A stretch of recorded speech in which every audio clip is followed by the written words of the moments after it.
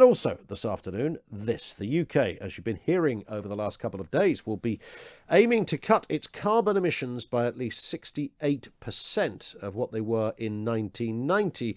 This is by 2030. Boris Johnson announced this. The PM said the ambitious target would see the UK cutting emissions faster than any major economy so far and urged other world leaders to follow his lead. It's been welcomed by scientists and climate campaigners as an essential step towards avoiding dangerous levels of global warming, but have warned it won't guarantee that climate change will be avoided. Let's speak with Baroness Natalie Bennett, Green Party peer and former leader of the Green Party. Natalie Bennett, afternoon to you. Could this be a rare moment, Natalie, where you have to say that a conservative, I bet you can hardly utter the words, a conservative politician has got it right? Well, I would say that a Conservative politician is heading in the right direction. This is a welcome improvement in ambition, as the comments that you quoted from campaigners and scientists said. But stepping up ambition is not the same as stepping up action. And what we're really not seeing from the government is the kind of action that's needed. Words are just hot air unless we're doing things like insulating homes at the massive scale we need to be doing them, unless we're actually investing in active transport, walking and cycling, instead of talking about it and stopping building new roads. We need to be doing the right things, not just talking about them. And we're also not tackling issues such as shipping and aviation emissions. And the fact that this figure is what we produce in terms of carbon emissions onshore here in the UK. The other issue is, how much we ship in from other parts of the world, which really needs to be tackled, as the Committee on Climate Change has been telling the government. So there's work in progress here. I mean, in terms of roads, we're not talking about eradicating the car, of course, because we are finding new ways to develop the automobile. Well, but what we're talking about is a government that's planning to spend £27 billion on building new roads.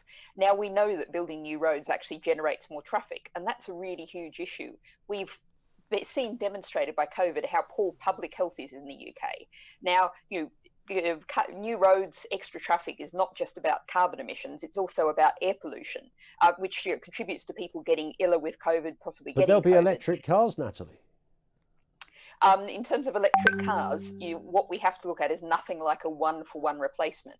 About half of the emissions for what are known as particulate matter, little tiny particles that can get into your lungs and cause all sorts of damage, about half of the emissions from a car come from the brakes and the tyres.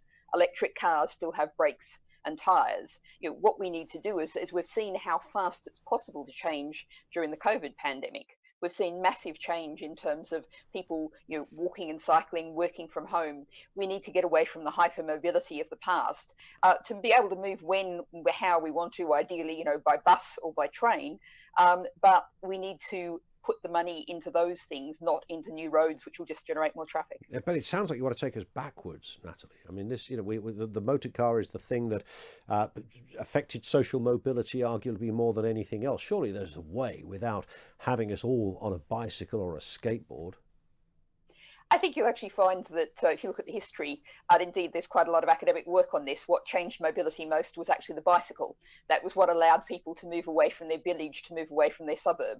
And, a bicycle, particularly these days, an electric bicycle, there's some wonderful high-tech ones around, but also some, reasonably affordable ones, and something the government should be looking to fund people to have. An electric bicycle can get you quite a long way. And, what that does also, of course, is, we have a huge obesity crisis. I was talking about the public health crisis we have. It's a better way to get around, a healthier way to get around. But not everybody wants to get on a bike, of course. It's like asking people to take up snooker, isn't it? I mean, some people will do it, but the majority probably won't. Well, if you look at some of the cities around the world, Amsterdam's the obvious one, but also lots of German and Scandinavian cities. And, everyone always says, oh, what about the British weather? Well, they don't have better weather than we do. And indeed, I've been in Finland and I was walking along a road in a snowstorm. And I must admit, I was surprised, but, there was someone cycling down the bike path beside where I was walking in this snowstorm, very well wrapped up. As they say, there's no such thing as bad weather, only inadequate clothing. Well, that might be true, but whether we've got a cycling culture, I know you'd like to see more of that, and we do see a bit more of it, but I just wonder whether not just the Green Party, but the Green argument, if you like, is heavily focused on telling us what we can't do as distinct from finding solutions that would be palatable. And getting rid of the family car, telling people not to go on holiday, are kind of, they're non-starters, Natalie Bennett, surely. I think you're framing it in a way that's not how we would look at it at all. I mean, one of the things we've seen with COVID, as we needed to see the kind of physical distancing on our high streets, etc., we saw our streets freed up for people. People were able to walk, to stroll, to cycle on those streets. You can fit a lot more cyclists on a road than you can fit cars, and it's a lot more pleasant. People, if it's quieter, people are more likely to stop to talk with their neighbours. What we're talking about doing is creating an environment that's much freer and open to people. It's space that's there for people. And if we think about it, I've been in Ghent, where they've essentially ensured there are virtually no cars in the city centre.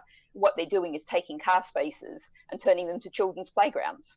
Now, if you ask me, would I rather have a children's playground or a parking space? If you ask the public which one they'd rather have, I think I know how most people would answer. Yeah, well, it depends how badly you need a parking space, I suppose. My problem is with the bike thing. I mean, it might be all very well going, taking the kids to school, but travelling up the M6 could get a little tiresome.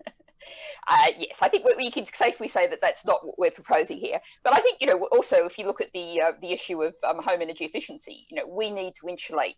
We have a terribly poor quality of housing stock. The government's put $2 billion into the Green Homes Fund. Yet I actually got a written answer from the government saying that they need to spend $68 billion in this decade to get homes to the state they need for their current carbon targets. That's even before the recent improvement.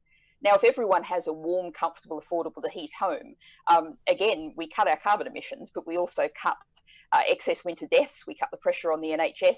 And we just know that grandma and grandpa and that nice old man who lives down the road, they've got a warm, comfortable home. They're not switching off the heating and shivering in winter because they can't afford it. So what are you giving Boris Johnson as a mark? If you were marking his homework on this news today about cutting at least 68, I don't know why, by the way, it's 68, not 70%, or, 65. They've obviously come up with a number for 68 for some reason, of what they were by 1990. What mark would you give Mr. Johnson for this, Natalie Bennett? Well, I think this figure should be 100%. We should be getting to net zero by 2030 to get down to the 1.5 degrees increase above pre-industrial levels that we agreed in Paris. So in terms of the announcement and the level, maybe I'll give him 68% on that basis. In terms of actual action, what's being done. I mean, the fact that we had snuck out today, it was uncovered that they've actually cut spending on rail improvement work by £1 billion. And this was something that wasn't actually included in the spending review. It had to it just sort of trickled out later. What we have there is a situation where, in terms of action, we're well below a passing mark. And you don't just have to listen to me on that. That's also what the Committee on Climate Change, and indeed in a report out today, the National Audit Office, the independent National Audit Office said. It said, and I quote them, the government needs to step up to the challenge. So not a pass mark. On that point, Baroness Natalie Bennett, thank you. Green Party peer, former leader of the Green Party itself, of course. What are you making of that? We all get a little bit